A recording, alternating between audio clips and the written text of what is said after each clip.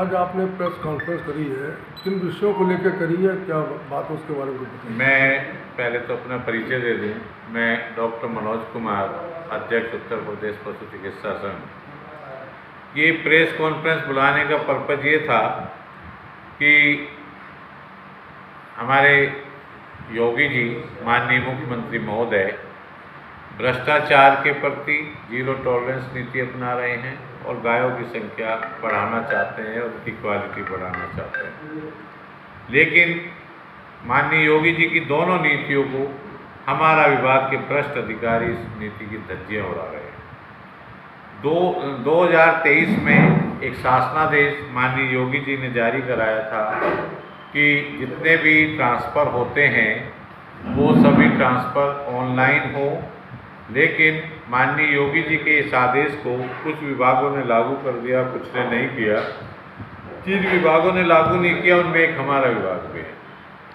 अगर online transfer हो, मानव संपदा पोर्टल के माध्यम से ट्रांसफ़र हो तो भ्रष्टाचार रुक जाएगा, क्योंकि उस समय फिर ट्रांसफ़र जो है कंप्यूटर करेगा, आदमी नहीं करेगा। लेकिन हमारे विभाग में लगातार ये ऑफलाइन ट्रांसफ़र किए जा रहे हैं।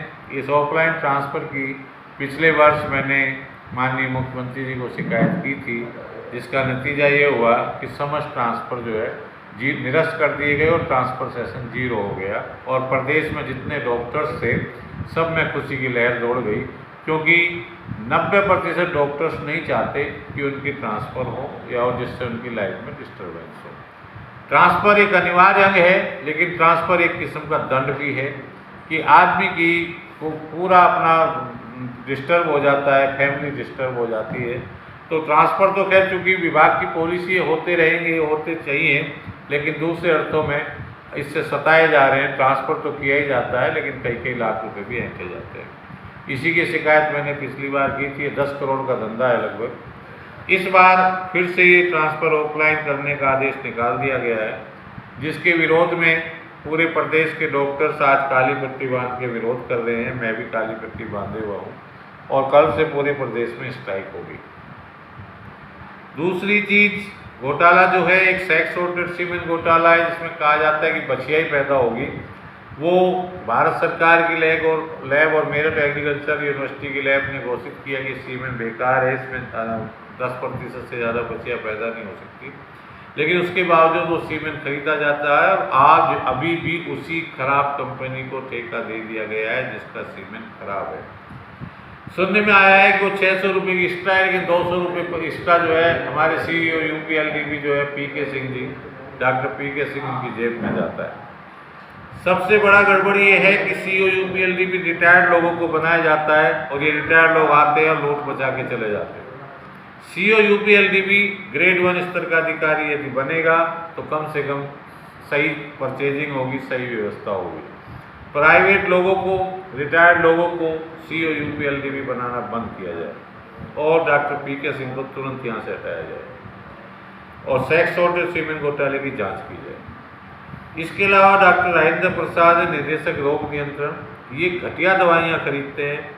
ये ऐसी दवाइयाँ खरीदते हैं जिन कंपनियों की एक भी प्रोडक्ट ओपन मार्केट में नहीं बिकता, किसी भी मेडिकल स्टोर पर नहीं बिकता, किसी ने इन कंपनियों का नाम तक नहीं सुना होता है, लेकिन उन कंपनियों की दवाइयाँ खरीद रहे हैं। इन्होंने जितनी दवाइयाँ खरीदी हैं, सारी दवाइयों की हर बैच नंबर वाइज 3 अलग अलग लैब में जांच हो और डॉक्टर राजेंद्र प्रसाद को तत्काल प्रभाव से सस्पेंड किया जाए। इसके अलावा स्लोटर हाउसेज विकास के अंतर्गत आता है और विकास जो है हमारे डायरेक्टर एडमिनिस्ट्रेशन ही विकास का काम देखते हैं। उनके अंडर में स्लोटर हाउस होने चाहिए, लेकिन slaughter house doctor Rajendra Prasad निदेशक महोदय ने कब्जाए हुए हैं। हालांकि इनसे पहले निदेशक महोदय के पास भी ये रहते थे। ये सारे स्लोटर हाउसेज निदेशक प्रशासन को मिलने चाहिए।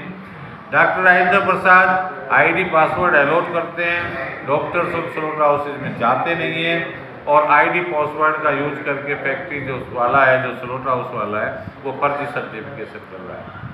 इसके साथ साथ एंटीमार्टम, पोस्टमार्टम लेवी और फिर फोर्थ लेवल लेवी, इसमें ज़बरदस्त धांधली हो रही है, चोरी चक हो रही है। इसकी जांच कराई जाए। AD1 स्तर के अधिकारी को हर जनपद में अलग अलग AD1 स्तर के अधिकारी जाएं, चेक करें और ये लगभग 600 करोड़ का घोटाला है, इसका उजागर किया गया।